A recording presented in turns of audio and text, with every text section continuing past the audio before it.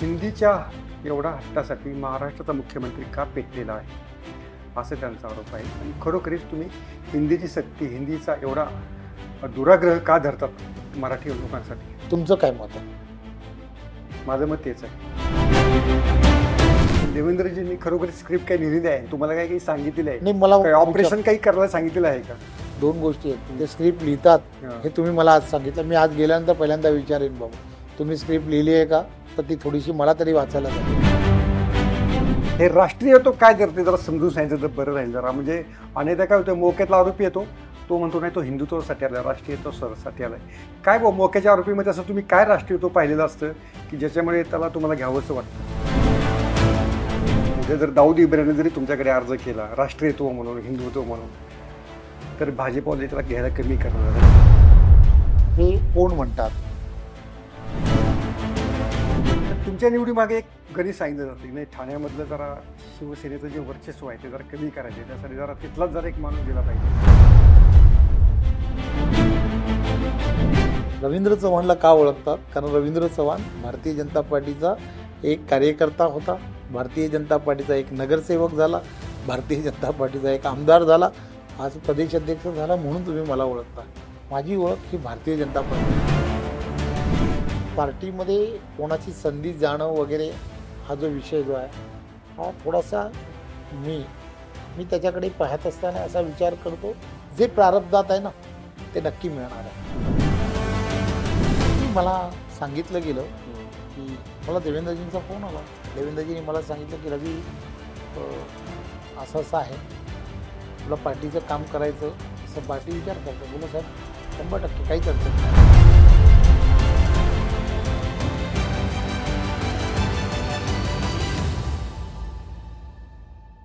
नमस्ते, मी योगेश कुटे. लेट्सअप सभा या कार्यक्रमामध्ये तुम्हा सर्वांचं पुन्हा एकदा स्वागत.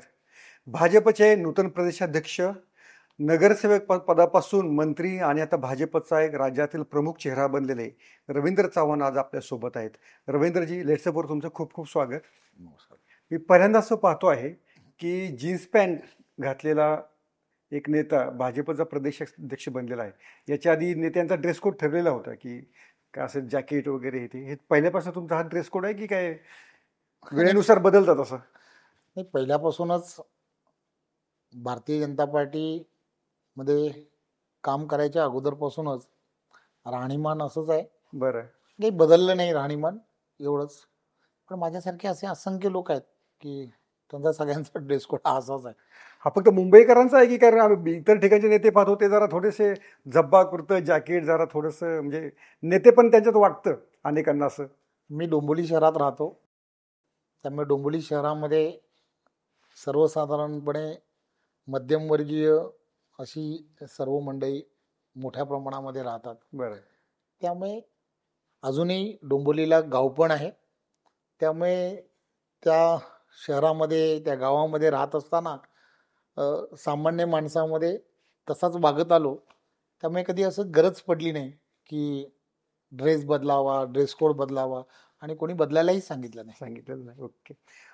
तुम्ही जेव्हा प्रदेशाध्यक्ष झाला तर एक खरोखरीच एक आधी नगरसेवक पदापासून तुमची सुरू झालेली कारकीर्द, हे भाजपमध्ये सहज सोपं होतं की संघर्ष करावा लागला?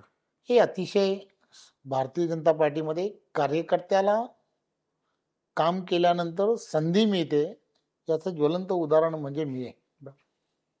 भारतीय जनता पार्टीमध्ये ज्यावेळेला मला काम करायला सांगितलं 2002ला, तेव्हापासून आजपर्यंत मी सातत्याने जे मला काम, जे मला जबाबदारी दिली ती जबाबदारी मी पूर्ण करत गेलो. आणि मला प्रत्येक वेळेला एक चांगली संधी ही पार्टीकडून दिली गेली. त्यामुळे कार्यकर्त्यांची पार्टी, कार्यकर्त्यांचा सन्मान करणारी पार्टी म्हणून जे लौकिक भारतीय जनता पार्टीचं आहे त्याचं ज्वलंत उदाहरण म्हणजे मी आहे, असं मला स्वतःला नेहमी वाटतं. पण तुमच्याकडे अशी काय खासियत आहे की दरवेळेस तुम्हाला अशा महत्त्वाच्या संधी मिळत जातात? ही खरं तर कार्यकर्ता म्हणून प्रत्येक कार्यकर्त्याला संधी मिळते. पार्टी एवढी मोठी आहे की त्यामुळे पार्टीचा विस्तार असल्यामुळे त्या भागांमध्ये त्या ठिकाणी तशा जबाबदाऱ्या ह्या प्रत्येक कार्यकर्त्याला मिळत असतात. प्रत्येक जण हा ती जबाबदारी अतिशय चांगल्या पद्धतीने पार पाडतो. हम्म.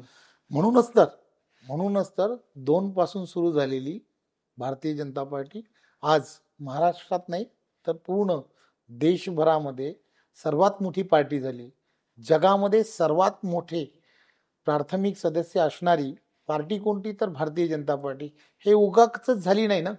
माझ्यासारख्या असंख्य कार्यकर्त्यांनी केलेली प्रचंड मेहनत आणि त्यामुळे सहजपणे शक्य झालंय. ओके, तुमचा बूथ क्रमांक काय होता सुरुवातीचा? ही आताही माझा बूथ क्रमांक 264 आहे. 2002 पासून तोच आहे तुमचा? नाही, बदलत राहतो.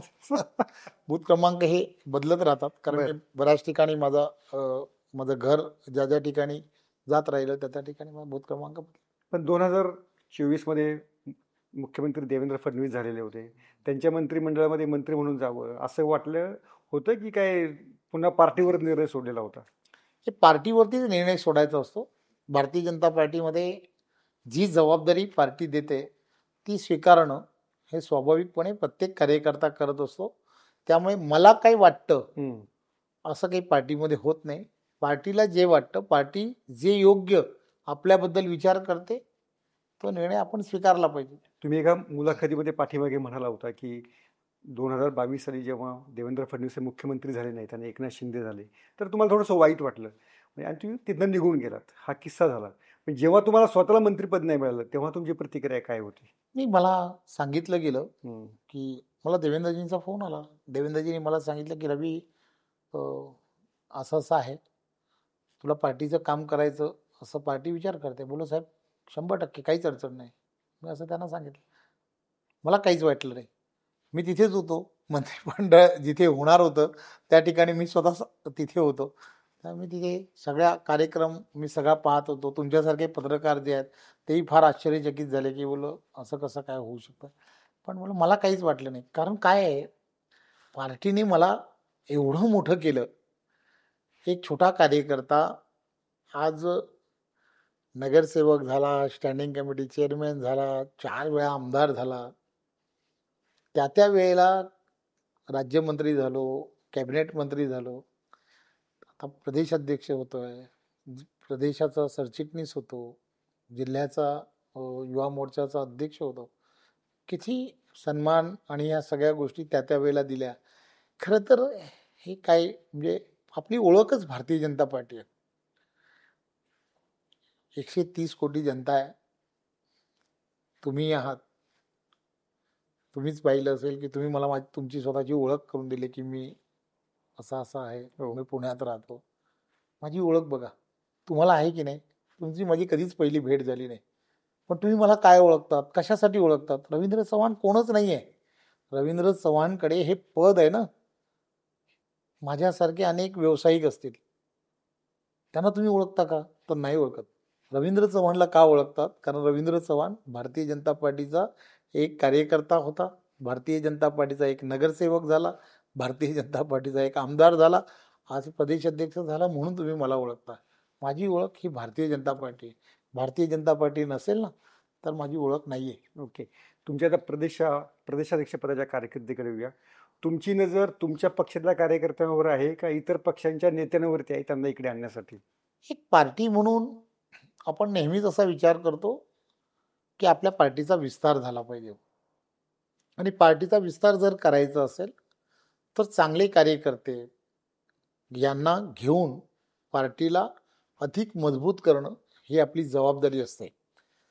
त्या ठिकाणचा असणारा थोडासा समविचारी असेल, राष्ट्रीयत्वाला महत्त्व देणारा असेल, आपल्या विचारसरणीला महत्त्व देणारा असेल किंवा आपल्या विचारसरणी बरोबर येणारा असेल, असे जर काही व्यक्तिमत्व असतील की जे सामाजिक जीवनामध्ये काम करतायत, चांगलं काम करतायत, त्यांच्यावरती विश्वास ठेवून अनेक जण हे अनेक वर्ष त्यांच्याबरोबर राहिलेत, अशी मंडळी जर आपल्याबरोबर येऊ शकत असतील, आपल्याबरोबर जोडू शकत असतील तर आपला जो प्रवाह आहे तो वाढवण्यासाठी त्याचा फायदा होणार असेल तर नक्की त्याचा विचार करावा.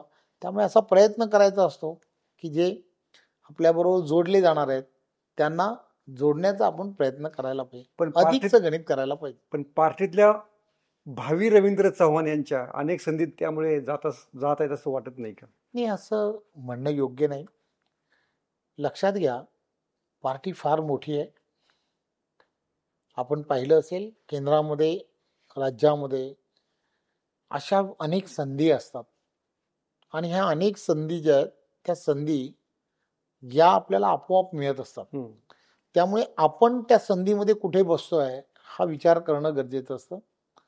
त्यामुळे पार्टीमध्ये कोणाची संधी जाणं वगैरे हा जो विषय जो आहे हा थोडासा मी मी त्याच्याकडे पाहत असताना असा विचार करतो, जे प्रारब्धात आहे ना ते नक्की मिळणार आहे. बरं. कोणीही कोणाचं प्रारब्ध हे काढून घेत नसतं. ईश्वराला त्याची चिंता आहे. तुमचा आता 2025च्या अखेरीपर्यंत या सगळ्या महापालिका जिल्हा परिषद निवडणुका होतील, तर महायुती होणार हे तुम्ही छातीठोकपणे सांगू शकता? महायुतीच होणार, का म्हणजे होऊ नये. पुण्यामध्ये, मुंबईमध्ये, नाशिकमध्ये, संभाजीनगरमध्ये सर्व ठिकाणी महाराष्ट्रामध्ये केंद्रामध्ये NDAचं सरकार आहे, महायुतीचं सरकार आहे. राज्यामध्ये सुद्धा आदरणीय आमचे सर्वांचे नेते देवेंद्रजी मुख्यमंत्री म्हणून अतिशय चांगलं काम करतात, महायुतीचं काम करतात. त्यामुळे येणाऱ्या काळामध्ये सुद्धा सर्व स्थानिक स्वराज्य संस्थांमध्ये महायुती व्हावी याचा पूर्ण प्रयत्न आदरणीय देवेंद्रजी असतील, शिंदे साहेब असतील, अजितदादा करणार आहेत. आम्ही सर्व कार्यकर्ते सुद्धा ते ज्या पद्धतीने डायरेक्शन्स देतील, त्यांना असणारा अनुभव आहे, राजकारणाचा अनुभव आहे, निवडणुकांचा या तिन्ही नेत्यांना अनुभव आहे, तिघांमध्ये पण अतिशय चांगलं बॉन्डिंग आहे. त्यामुळे हे ज्या पद्धतीचा निर्णय किंवा जे सांगतील त्या संदर्भात त्या पद्धतीचा निर्णय आम्ही घेऊ. काही ठिकाणी पुण्यासारख्या ठिकाणी, पिंपरी चिंचवड सारख्या ठिकाणी मैत्रीपूर्ण वगैरे अशा कोट अनकोट लढती होतील. हे एक गोष्ट लक्षात घेतली पाहिजे, निवडणुकांना अजून फार अवकाश आहे. बरं. त्यामुळे आपण पाहिलं असेल, मी जसं म्हटलं तिन्ही नेत्यांमध्ये अतिशय चांगलं बॉन्डिंग आहे. मी आताच एका मुलाखतीमध्ये तेच सांगण्याचा प्रयत्न केला. चांगलं बॉन्डिंग आहे. महायुतीमध्ये जाण्याचा निर्णय या तिघांनी घेतलाय. तिघ जण महायुतीच्या सर्व कार्यकर्त्यांनाही तेच सांगतात. त्यामुळे ते त्यावेळेला जे सांगतील त्या दिशेने आम्ही सर्वजण, परंतु सर्व ठिकाणी महायुतीचेच प्रमुख बसतील, महायुतीचाच महापौर होईल, महायुतीचाच जिल्हा परिषद अध्यक्ष होईल, महायुतीचाच नगराध्यक्ष होईल. ओके. मुंबईमध्ये काय होईल? महायुतीचाच महापौर होईल. पण मुंबईमध्ये नवीन भिडू येणार नाही येणार? देवेंद्र फडणवीसांनी स्क्रिप्ट लिहिलेली आहे म्हणे की एकनाथ शिंदे आणि मनसे यांनी एकत्र यावं यासाठी. हे दोन गोष्टी लक्षात घ्या. प्रत्येक पक्ष जो आहे हा प्रत्येक पक्ष हा त्यांची भूमिका जी आहे या भूमिकेबद्दल विचार करत असतो. भारतीय जनता पार्टी म्हणून आमच्याकडे तरी आमची पार्लमेंटरी बोर्ड आहे, कोर टीम्स आहेत, देवेंद्रजी नेते आहेत, हे सर्वजण बसतात, त्या संदर्भातले चर्चा करतात आणि मग त्या संदर्भात जे आवश्यक आहे, जे पक्ष हिताचं आहे, जे महाराष्ट्र हिताचं आहे त्या संदर्भातला निर्णय घेतात. ओके. पण देवेंद्रजींनी खरोखर स्क्रिप्ट काही लिहिलेली आहे? तुम्हाला काही सांगितलेलं आहे? नाही, मला ऑपरेशन काही करायला सांगितलेलं आहे का? दोन गोष्टी आहेत. ते स्क्रिप्ट लिहितात हे तुम्ही मला आज सांगितलं. मी आज गेल्यानंतर पहिल्यांदा विचारेन, बाबा तुम्ही स्क्रिप्ट लिहिली आहे का, तर ती थोडीशी मला तरी वाचायला द्या. अच्छा. त्यामुळे तुम्हाला काही सांगायचं अजून तरी काही मला सांगितलं नाही. आणि ते स्क्रिप्ट लिहितात हे पहिल्यांदा मला सांगितलं तुम्ही. ओके. त्यामुळे विचारेन, बाबा तुम्ही पण स्क्रिप्ट लिहिता की? राजकीय स्क्रिप्ट मला माहित नाही, त्यामुळे त्यांना विचारलं तर पाहिजे, बाबा असं काही करता का? तर करत असाल तर बाबा थोडंसं मला तरी सांगा. हल्ली चॅनलवरती जातो, विचारतात लोक की बाबा देवेंद्रजींनी स्क्रिप्ट लिहिली आहे का? तर बोलत अगोदर थोडं सांगा की स्क्रिप्ट लिहिली आहे तर हो, नाही तर नाही. थोडंसं आता गेलो की आज विचारेन. नक्की विचारून सांगा आम्हाला. आणि हे जो स्क्रिप्टचा आरोप केला होता राज ठाकरेंनी केलेला होता, त्यांनी असं पण म्हटलेलं आहे, हिंदीच्या एवढा हट्टासाठी महाराष्ट्राचा मुख्यमंत्री का पेटलेला आहे, असं त्यांचा आरोप आहे. आणि खरोखरीच तुम्ही हिंदीची सक्ती, हिंदीचा एवढा दुराग्रह का धरतात मराठी लोकांसाठी? तुमचं काय मत आहे? माझं मत तेच आहे. दोन गोष्टी फार महत्वाच्या आहेत. एक तर आपल्याला अभ्यास करावा लागेल. हो, अभ्यास करून बोलूया, मला काही अडचण नाही. अभ्यास करावा यासाठी लागेल. बघा, एखादी गोष्ट असते, त्या गोष्टीचा बरीच वर्ष अभ्यास केलेला असतो. 10-12 वर्ष याचा सगळ्याचा अभ्यास केला, त्रिभाषा असावी की नसावी, तेव्हा कोणच चर्चा केली नाही. तुम्ही का नाही चर्चा केली हो? कदाचित तुमचा चॅनल तेव्हा नसेल, हम्म. पण तुम्ही मला म्हणालात की तुम्ही सकाळमध्ये होतात. हो. कधीच चर्चा नाही झाली या संदर्भातली. तुम्हीही कधी चर्चा केली नाही की हे करूच नाही. हम्म. का म्हटलं नाही? हम्म. दोन गोष्टी फार महत्वाच्या असतात. त्याची चर्चा का सुरू झाली? त्याच्यानंतर अनेक अभ्यासकांनी असेल तर अनेक शास्त्रज्ञ असतील, यांनी सगळ्यांनी अभ्यास केला. अभ्यास केल्यानंतर त्यांनी त्यांचं त्यामधलं मत मांडलं की बाबा काय होऊ शकतं, हे का गरजेचं आहे, या संदर्भातलं मत मांडलं. हे सगळं मत मांडल्यानंतर प्रत्येकाने असा विचार केला की हे सगळं झालं पाहिजे त्यावेळच्या काळामध्ये. आणि मग प्रत्येक राज्याला त्या संदर्भातलं विचारलं की तुमचं या संदर्भातलं मत काय, तुमचं या संदर्भातलं मत काय. महाराष्ट्राने पण मत मांडलं. या सगळ्या गोष्टी घडल्या. हम्म. आता बघा, त्या शास्त्रज्ञांनी जे म्हटलं त्याचा एक मुद्दा फक्त मी तुम्हाला सांगतो. आदरणीय देवेंद्रजींचं सरकार मराठी भाषेला किती प्राधान्य देतं ते तुम्हाला सांगतो. त्यामध्ये असं म्हटलं की ज्यांची जी बोलीभाषा आहे किंवा ज्याची ती मातृभाषा आहे, त्या मातृभाषेमध्ये त्यांनी जर ते शिक्षण घेतलं लहान मुलाने, तर त्या शिक्षणाचा त्याला जास्त फायदा होतो.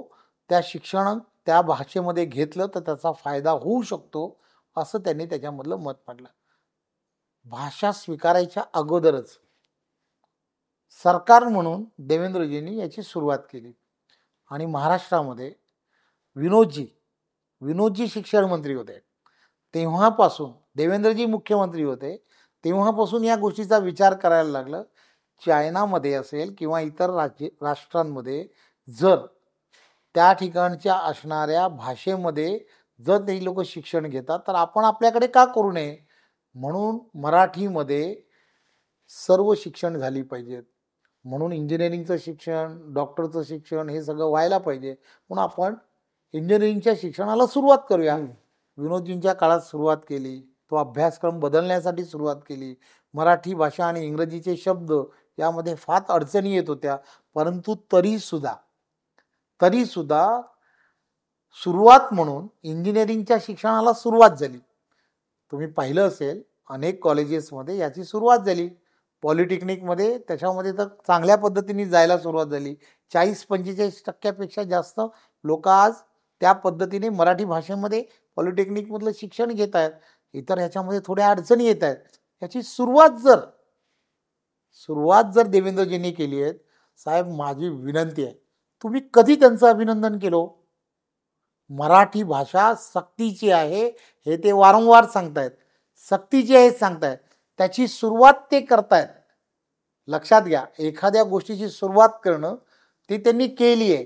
ती केलेली सुरुवात म्हणून तुम्ही कधी आज ग्रॅज्युएट होऊन त्या ह्याच्यामधले विद्यार्थी बाहेर पडले, एक शब्दाने सुद्धा कोणत्या माध्यमाने या सरकारचं अभिनंदन केलं का हो? कधीतरी करा. हे सर्व ठीक आहे. फार लोकांचा आग्रह आहे असं जेव्हा म्हटलं जातं, तेव्हा एखादी गोष्ट चला त्याचा विचार करूया आपण म्हणून पुन्हा एकदा अभ्यासगट तयार करावा. म्हणून अभ्यासगट तयार केला. सरकार मागे गेलं असं आपण गृहीत धरून चालू. अभ्यास गटाला अभ्यास तर करू दे. आता पुन्हा अभ्यास करून जर त्यांनी पुन्हा सांगितलं तर तुम्ही काय म्हणणार आहे? 10 वर्षापासून सुरू केलेल्या लोकांनी जर तेच मत मांडलं असेल, हा नंतरचा जर अभ्यासगट सुद्धा हेच म्हणणार असेल, तर काय करणार आहे? पण तरी सुद्धा ते जे म्हणतील त्या पद्धतीने विधानसभेतच जाईल ना. विधानसभेत जाईल. विधानसभेनंतर त्या संदर्भातला निर्णय होईल. सेम जनसुरक्षा बिलाबद्दल फक्त भाषेबद्दल फक्त तरी याच्या आधी फडणवीस यांचं स्टेटमेंट आलेलं होतं की महाराष्ट्रात त्रिभाषा सूत्र लागणारच.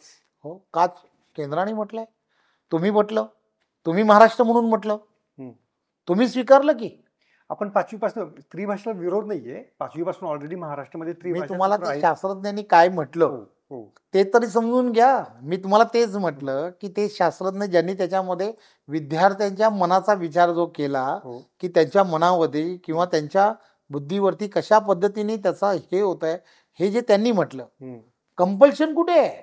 एक लक्षात घ्या, कंपल्शन नाहीच आहे ना. स्वीकारा किंवा न स्वीकारा ते त्यांच्यावरती आहे ना, तिथल्या असणाऱ्या लोकांवरती आहे. तुम्ही काय करावं ते तुम्ही ठरवायचं आहे. नाही म्हटलं नाही आहे ना, असं नाहीच आहे ना. तुम्ही ते जरा पुन्हा एकदा ते वाचल्यानंतर तुमच्या लक्षात येईल. हा विषय बराच चालेल, तर दुसऱ्या विषयाकडे येऊया आपण. हा. तरी पण एक याच्यावरती एक मला नाही, मी असं म्हटलं, हा. मी उगाच म्हटलं नाही, हा. मी यासाठी म्हटलं होय.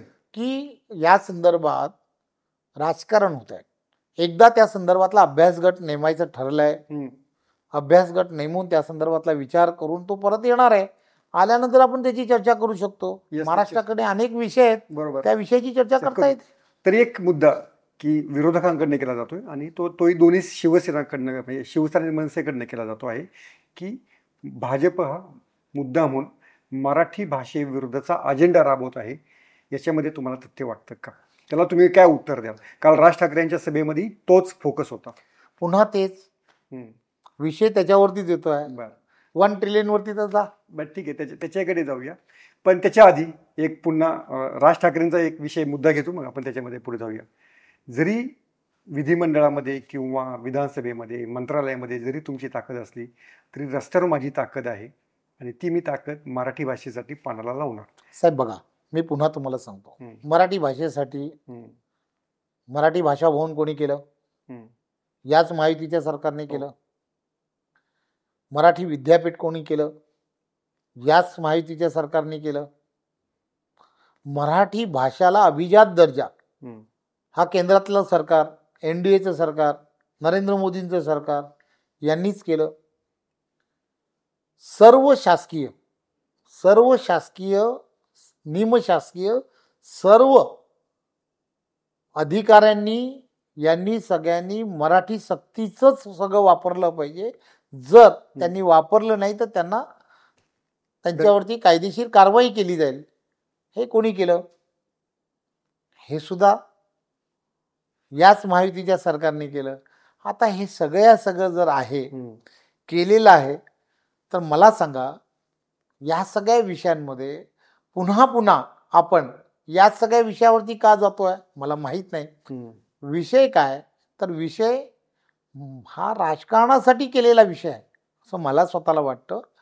राजकारण, निवडणुका मुंबईच्या किंवा मुंबईच्या संपल्या की विषय संपेल. ओके. आणखीन एक याच्यामध्ये दुसऱ्या मुद्द्यावरती आपण येऊया मराठीच्या ऐवजी, की जेव्हा शिवसेना, राष्ट्रवादी, भाजपाचे तिघे बसतात तेव्हा असं वाटतं की बाबा त्यांच्या आमदारांमध्ये काही फारसं काही जुळतं किंवा नाही जुळत ते खालच्या लोकल इलेक्शन्सवरती आपल्याला कळू शकेल. पण अनेकदा या वरच्या नेत्यांमध्ये जमतं, पण खालच्या कार्यकर्त्यांमध्ये तसा समन्वय असतो की नसो त्याची कल्पना नसते. तर त्या समन्वयासाठी तुम्ही काही पुढाकार घेता किंवा तुमच्या महायुती म्हणून तुमचं ऑपरेशन्स कसे चालतात?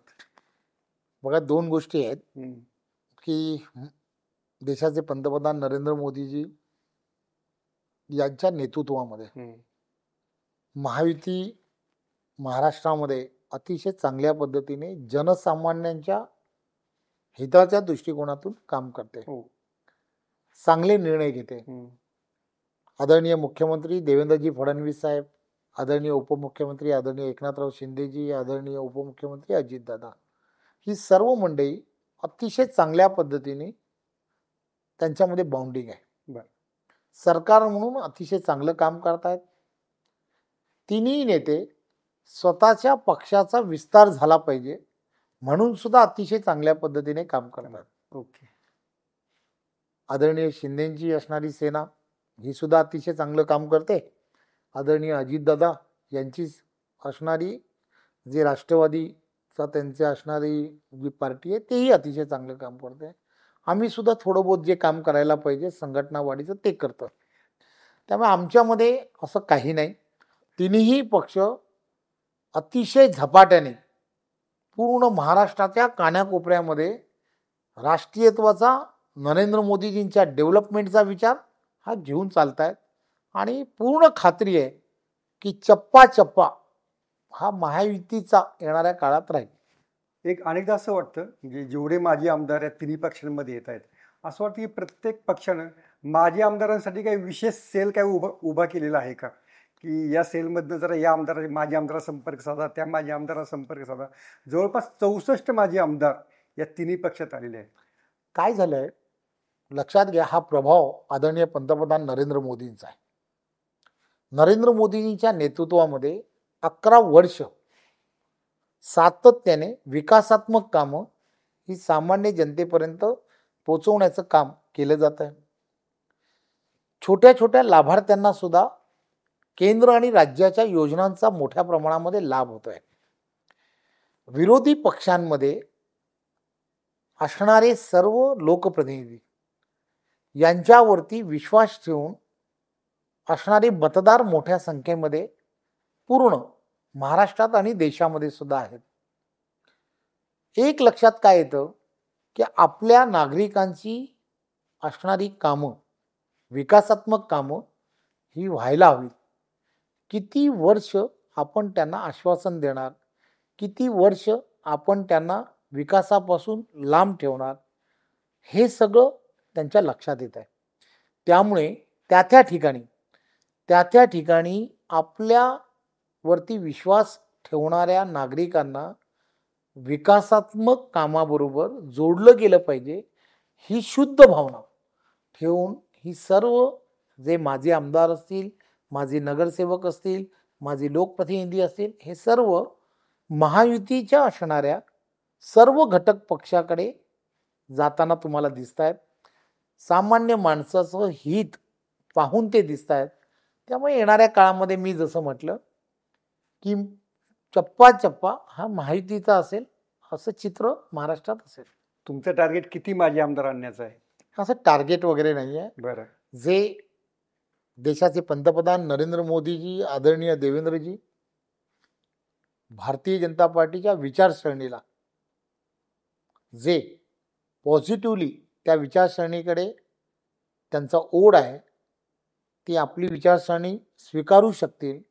आपल्याबरोबर जोडल्यानंतर त्यांना सुद्धा काम करायला एक वेगळा आनंद येईल, अशी जी मंडळी आहेत त्या सगळ्या मंडळींना चर्चा करून, तिथल्या असणाऱ्या लोकल बॉडीबरोबर चर्चा करून, तिथल्या असणाऱ्या सर्व जे आपले असणारे कार्यकर्ते त्यांच्याशी चर्चा करून त्यांना सगळ्यांना.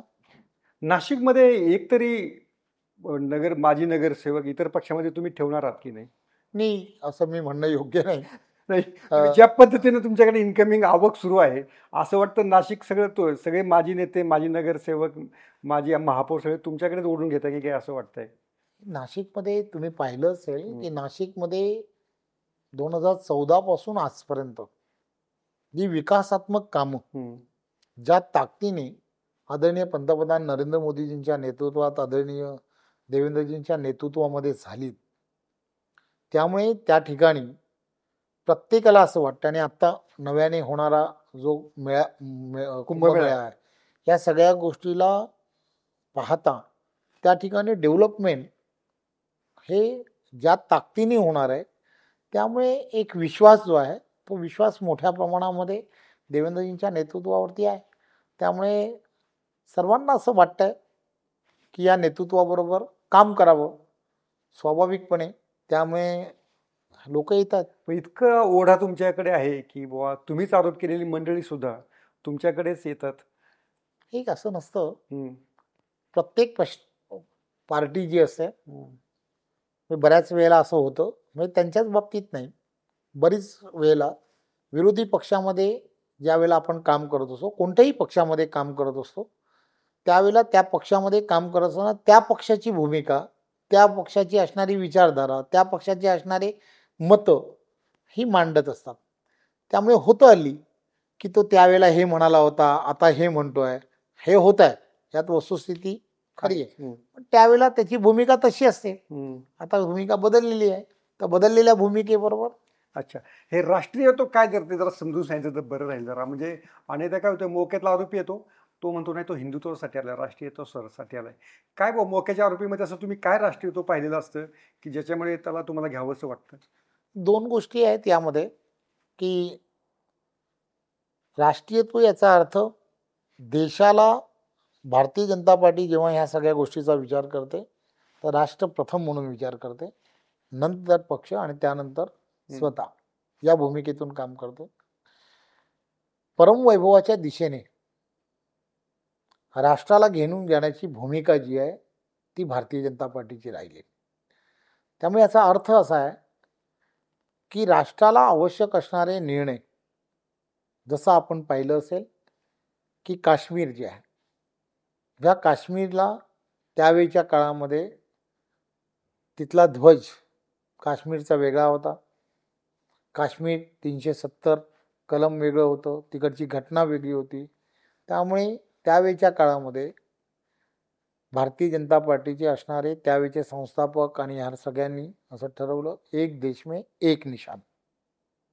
ही भूमिका त्यावेळच्या काळामध्ये पक्ष स्थापनेच्या काळामध्ये पार्टीची होती. या भूमिकेबरोबर जाण्यासाठी किंवा ही भूमिका साध्य करण्यासाठी त्यावेळच्या काळामध्ये भारतीय जनता पार्टीची स्थापना झाली. ती भूमिका साध्य करण्यासाठी आपल्याला पूर्ण देशामध्ये लोकसभेमध्ये जोपर्यंत आपल्याला मेजॉरिटी येत नाही तोपर्यंत ते साध्य झालं असतं का? तर ते साध्य होत नव्हतं. तुम्ही पाहिलं असेल 2 पासून सुरू झालं आणि नंतरच्या काळामध्ये आपण पाहिलं असेल की एवढ्या मोठ्या देशामध्ये विविध विचारसरणीची असणारी सगळी मंडळी, वेगवेगळ्या प्रकारामध्ये असणाऱ्या सगळ्या लोकांना एकत्र घेऊन एक विचाराने भारत माता की जय, भारत माता की जय हा जयघोष करणारा जो व्यक्ती आहे, ज्याला देशाभिमान कळतो, देशासाठी सर्वस्व पणाला लावण्याची भूमिका ज्याच्यामध्ये आहे, त्याला आपण म्हणतो की त्याला राष्ट्रीयत्व. एक गोष्ट लक्षात घ्या, आपण मोठमोठ्या ठिकाणी जेव्हा जातो किंवा त्या ठिकाणी आपण पाहिलं असेल की राष्ट्रीयत्व प्रत्येक लोकांच्या मनामध्ये जागृत करण्याचं काम देशाचे पंतप्रधान करतात.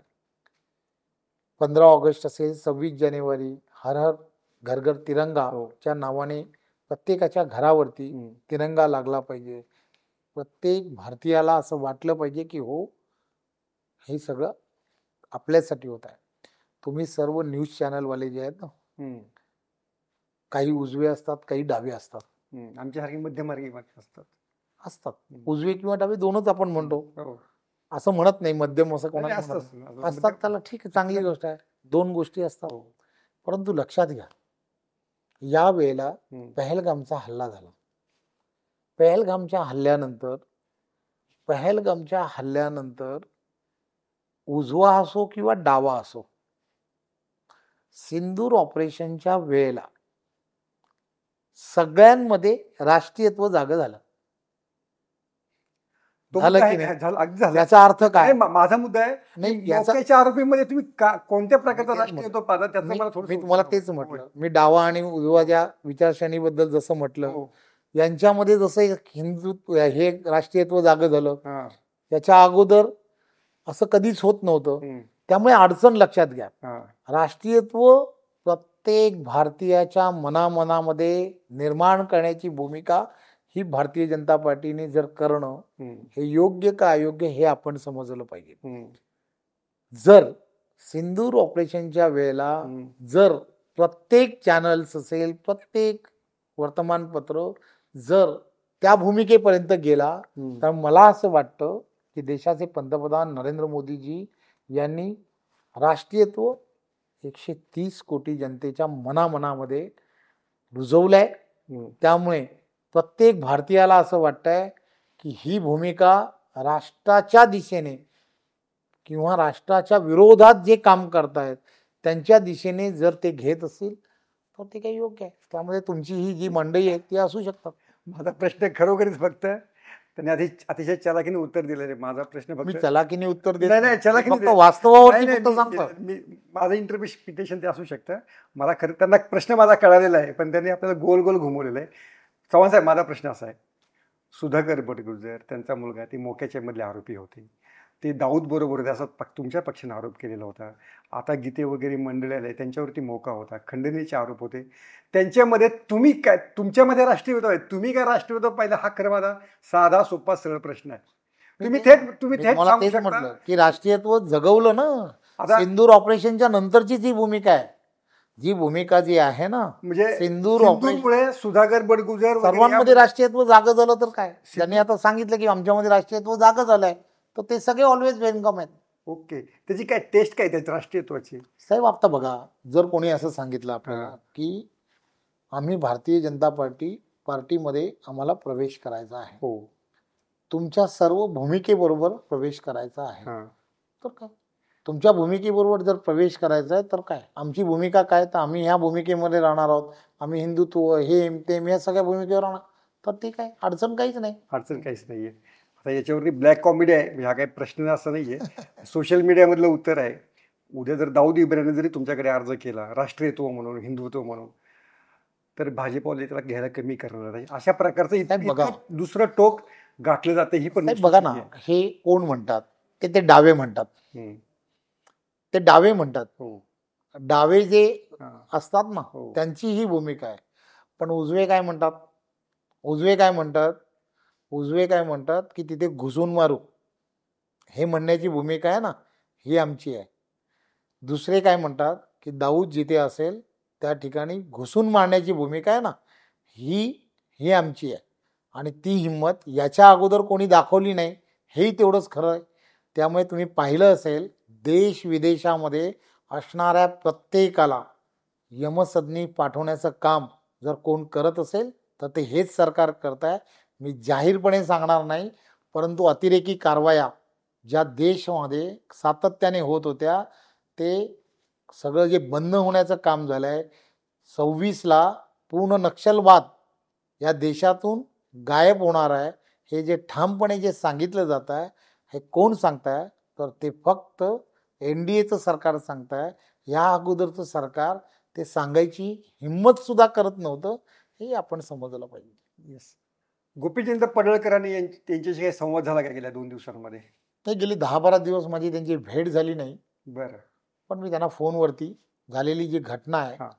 ती योग्य नाही असं आम्ही सांगितलं, मी सांगितलं, देवेंद्रजींनी सांगितलं, आणि त्या संदर्भात त्यांनी सभागृहामध्ये सुद्धा त्या संदर्भात जी दिलगिरी जी व्यक्त करायला पाहिजे ती केली. ती केलेली आहे.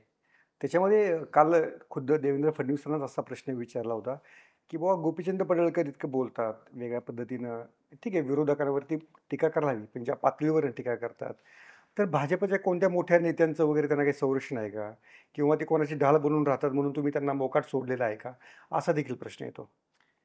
खरं तर प्रत्येकाने कोणत्या विषयामध्ये बोलावं, काय बोलावं, या संदर्भातली आचारसंहिता असली पाहिजे, ही वस्तुस्थिती आहे. बरं. आणि देवेंद्रजी, आम्ही सगळी मंडळी जी आहेत त्या संदर्भात ज्यांना जे काही सांगितलं पाहिजे ते ऑलरेडी सांगतो.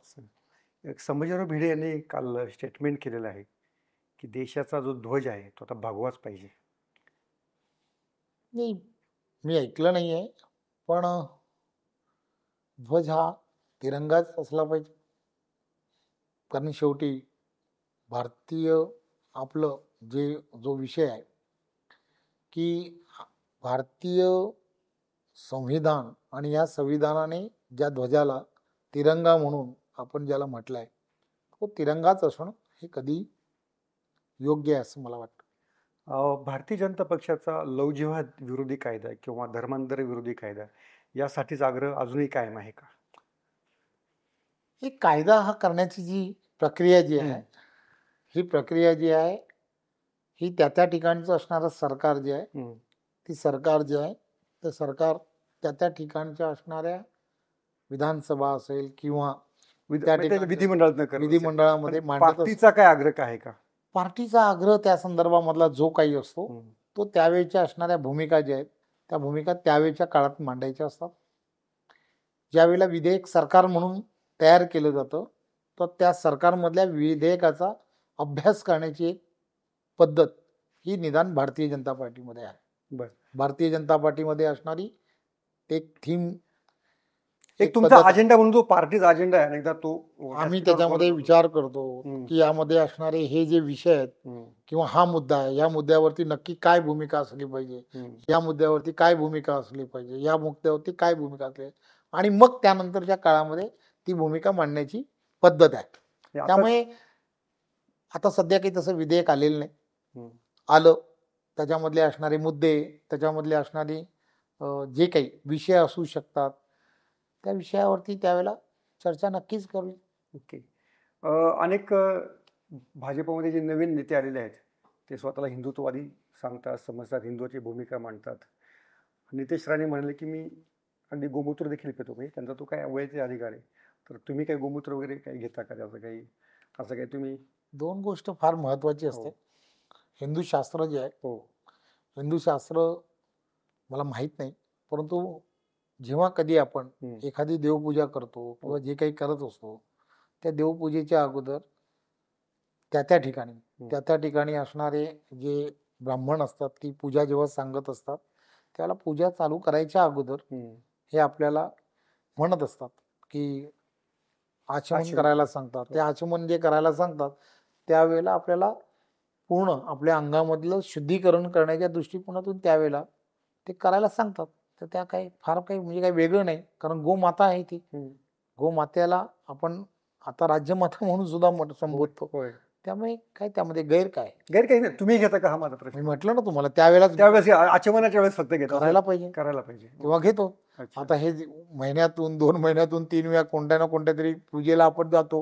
ओके. गणपतीची एकादशी करतो किंवा काय करतो, त्यावेळेला हे सर्वसाधारणपणे प्रत्येक हिंदू जो पूजा करतो त्याला स्वाभाविकपणे हे करावंच लागतं. करावंच लागेल. नाही, काही लोक उपचार म्हणून पण घेतात किंवा काय. नाही, मला उपचार म्हणून कोण घेतात का मला माहित नाही, परंतु इथे जी पद्धती आहेत हो. त्या पद्धतीबद्दल तर सगळ्यांना ज्ञात आहे.